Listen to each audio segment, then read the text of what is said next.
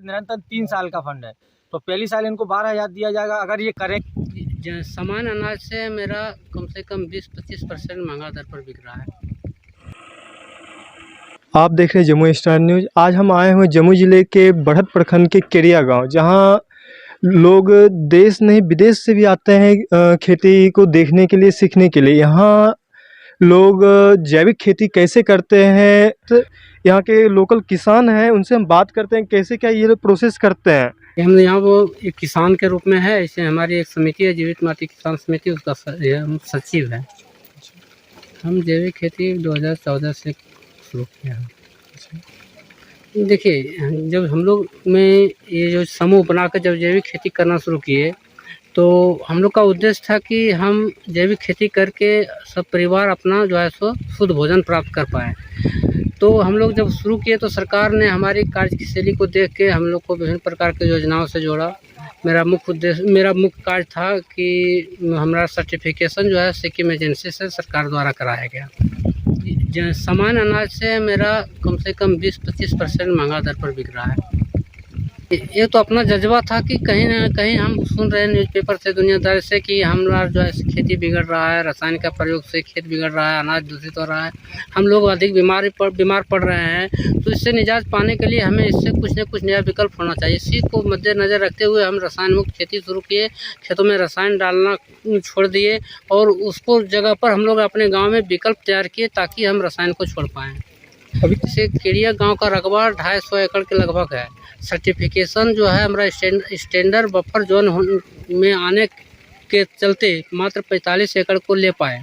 अतिरिक्त ज़मीन को भी हम लोग जो ऑर्गेनिक दृष्टि से खेती कर रहे हैं। कि हम बिहार के नहीं पूरे देश के लोगों को ये संदेश देना चाहता हूँ कि वो कम से कम जैविक खेती करके अपने और अपने परिवार को सबसे पहले शुद्ध अनाज दे, फिर पुनः बचे तो दूसरे को देने का काम करे, क्योंकि ये बहुत अच्छा विकल्प है। क्योंकि वो अगर जैविक खेती और जैविक अनाज खा लेता है तो बीमार से मुक्ति हो सकता है वो। देखिए, एक्चुअली हम जो है सो जो काम कर रहे हैं, मेरे यहाँ एक संस्था ग्रीन पीस इंडिया जो अंतर्राष्ट्रीय संस्था थोड़ा सपोर्ट कर रही है, वो जो कि पर्यावरण पर काम करती है, कहीं हवा पर, कहीं पानी पर, कहीं जंगल पर। हमारे यहाँ खेती पर वो काम कर रहा है।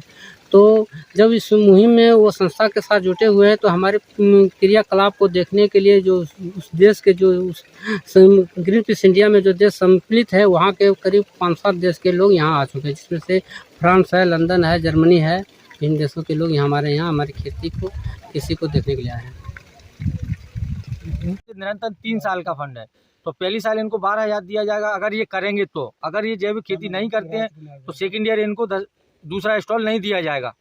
अगर ये पहली साल 12,000 स्टॉल अगर लेना है, तो अगर ये जुड़ेंगे, निरंतर करेंगे, तो इनको गवर्नमेंट पहली साल 12,000, दूसरी साल 10,000, तीसरी साल 9,000, बाकी कुछ साथ में जैसे एक बर्मी टाका बनता है जो बर्म्स पालने के लिए, उसका साथ में 5,000 रुपये भी गवर्नमेंट इनको देगी थ्रू। हमारा स्कीम का एक प्रावधान ये है कि जैसे गवर्नमेंट ने हमको या हमारे ज़िला से हमको कृषि विभाग से ऑफिस डी.ओ. साहब के द्वारा एक ज़िला की सूची मिलता है कि हमको इस ब्लॉक में इतना इतना ये पंचायत में ये किसान जोड़ना है। तो उस किसान को ये प्रावधान है कि हम ज़्यादा से ज़्यादा 1-2 हेक्टेयर तक लाभ एक किसान को दे सकते हैं, इससे अधिक नहीं दे सकते। कोई किसान ये कहे कि साहब हमको 5 हेक्टेयर का लाभ दे दिया जाए, नहीं मिलेगा।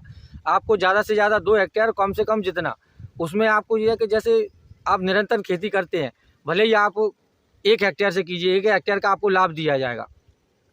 मेरा नाम प्रदीप सिंह तोमर है, ज़िला बेगूसराय से आया हूँ। मेरा संस्था इकोवा है और हम कृषि विभाग बेगूसराय के द्वारा एक प्रोजेक्ट नमामि गंगे के माध्यम से अपना प्रोजेक्ट चलाते हैं हम।